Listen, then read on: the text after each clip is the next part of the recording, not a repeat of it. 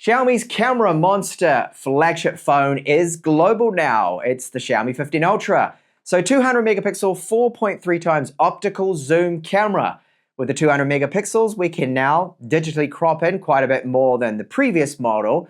50 megapixel ultra wide, 50 megapixel 3 times portrait camera, and the 1-inch type sensor. Still there, yes, but no more variable aperture. Another change or downgrade compared to the Chinese version is this doesn't come with a 6,000 milliamp hour battery. No, it's a lot smaller. It's 5,410 milliamp hours. Ouch. And what's included in the box? Well, there's some good news and some bad news. We've got our SIM tray tool. We have a Type A to Type C cable and some paperwork there and a clear case. All good, but hang on, where's the charger? No, we do not get our 90-watt hypercharger in the box. You have to buy that separately, at least with this EU global model. So I'm starting out here with video, and I've gone exclusively to a really nice location. This is Toledo in Spain. It's a walled medieval town city, and it's got so much history and great architecture, so it's going to be great to test out what exactly this full range of cameras can do with the Xiaomi. So we've got 4K 30, 4K 60 with our front-facing camera here. This is 4K, 30 frames per second I'm shooting in, but you can shoot 4K with the main camera at 120 frames per second or 60.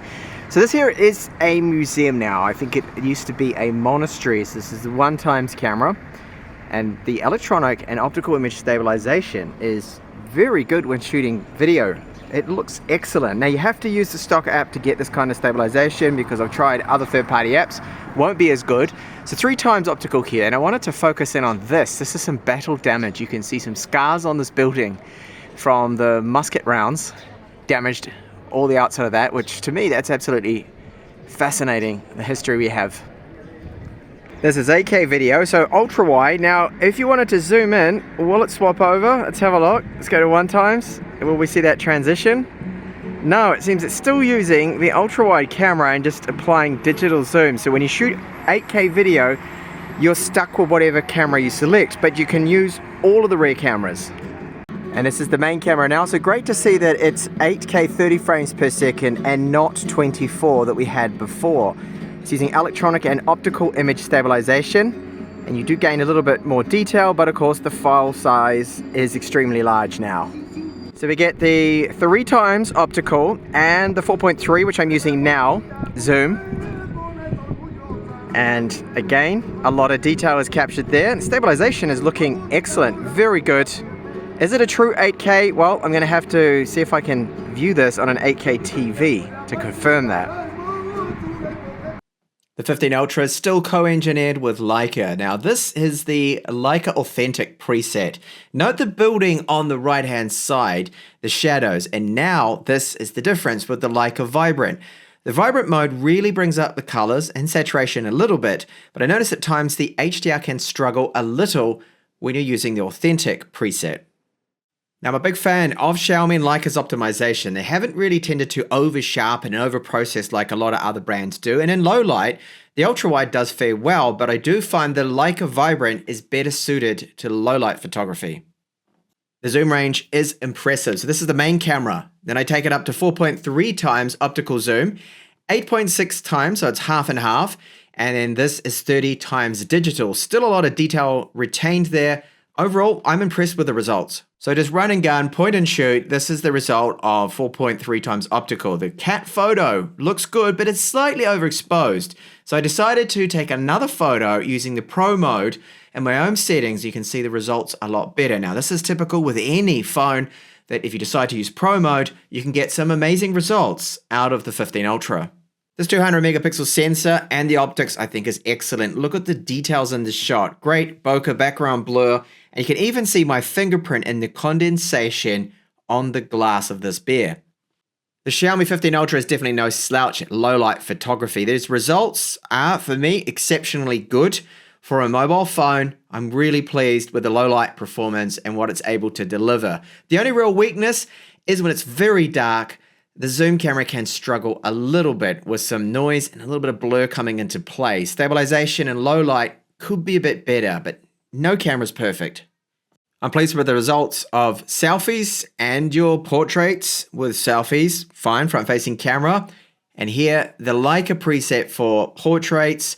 It's a little vintage, the look of it. Some people may like that, but even using the portrait mode on someone that's not obviously a human, but a statue, the stitching is very good. Overall, Xiaomi and Leica has done an excellent job for the first release firmware. Some further tweakings required with white balance exposure. It's often overexposing just a tad, I have noticed. HDR needs a tiny bit of work, but once they tweak it, we could have, I think, the best set of cameras you're going to find in a mobile phone. So we have a 1440p display, 6.73 inches, an ultrasonic fingerprint reader that works really well, 120 Hz this display. Now, Xiaomi's claim is that the brightness gets up to 3200 nits. Now, I haven't been able to measure that myself, but in direct sunlight, the important thing is this screen is legible. You can make it out, you can use it just fine, no issues. So the screen's glass at the corners, at the edges here, is rounded, and it doesn't feel bad in hand. Now, you do notice straight away when you get it that, oh, this is quite a bit of a chunky phone here, but it's got a good build quality to it. Weight isn't bad, 226, yeah, a little bit on the heavy side, and I have the black version here. So it's this frosted black that doesn't tend to pick up fingerprints, loudspeaker, and video out of this Type-C.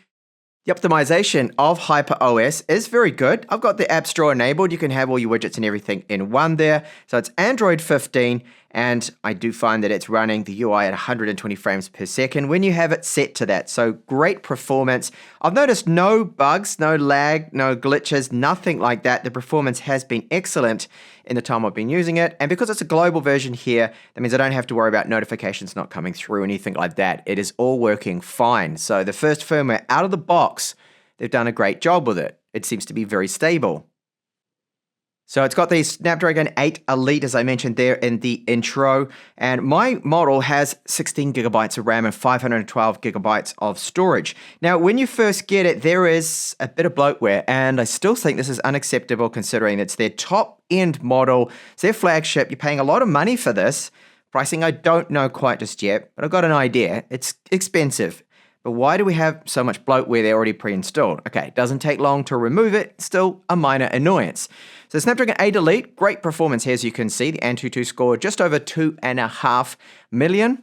And the thermals, well, it went up 10 degrees from just this test and lost 6% battery, which is pretty standard. Now, I wanted to do the throttling test, but for some reason, Xiaomi has this app blocked that you can't connect to the servers, so I'm unable to download the test itself to see just how much it throttles.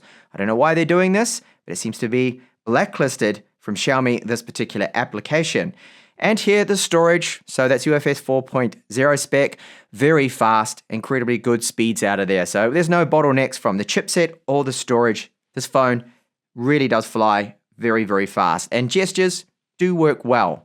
What about Android Auto? That's something that I use a lot with my phones, and I can happily report that with this version being the global version I've got, that Android Auto is working. So I get the full screen there, got my music, it's wirelessly connected, and one of the best apps for me when I'm driving a lot is Waze that I do have. Now, if you go for the Chinese version, sure, you gain the larger battery, you're going to have better battery life at 6,000 milliamp hours, but you will miss out on this. You're not going to have Android Auto with the Chinese phones. It never has it, and some phones you can add it, but with the Xiaomi I think it's going to be a little bit complicated. You're going to need to wait for a global ROM or a Xiaomi EU ROM for that with the Chinese version.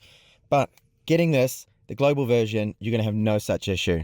And another positive is wireless charging with this car is working, but it did take a couple attempts. For some reason it's a little more sensitive than my other phones on the wireless charging Qi standard pad it has. How's the GPS then with the Xiaomi 15 Ultra? Well, it's very good. The screen is really nice and clear and bright out here in the outdoors. So no direct sunlight at the moment because we've got cloudy patches, but it's very clear. And the instructions have been really good. And the GPS lock only took about 5 seconds. Typical performance, what you can expect out of a Qualcomm chipset with their GPS. It is really good.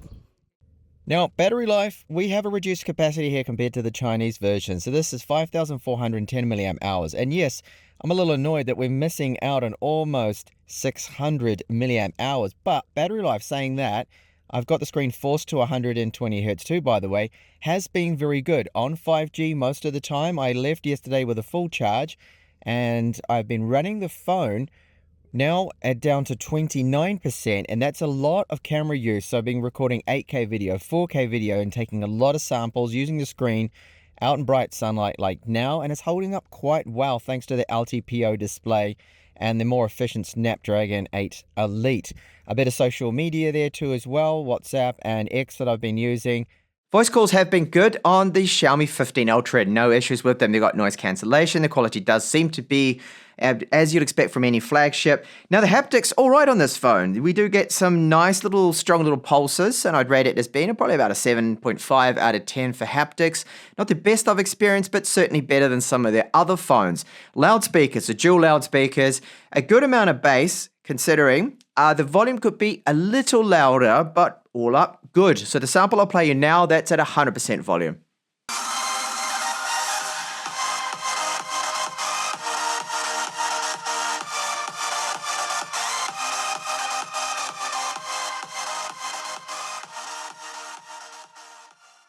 Now, gaming performance with the Snapdragon 8 Elite is excellent. So top settings in Genshin Impact, it's going to run really well. Now, I have noticed that Xiaomi is throttling the chipset a little bit. They're keeping those thermals at bay. They're making sure things really are not going to overheat on you when you're gaming. But I have noticed that when you do game, you're going to get some warmth around the frame, but it's nothing alarming. They certainly have toned down a little bit the thermals compared to what I remember with the 14 Ultra when I first tested that. That phone could get quite hot, but it's nowhere near that bad. And very good, the thermals and the performance from the 15 Ultra.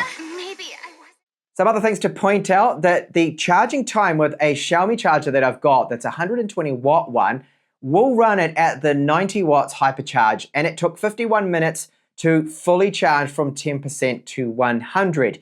That's not bad, but it's not as fast as what we used to get from them with their 120 watt hypercharging. So it's a bit of a step back then, and of course the battery capacity, we are missing out there. We don't get 6,000 milliamp hours, it's 5,410. Ouch, yeah, I wish that wasn't like that, but that's just the way it is. We're seeing this happen with other brands as well.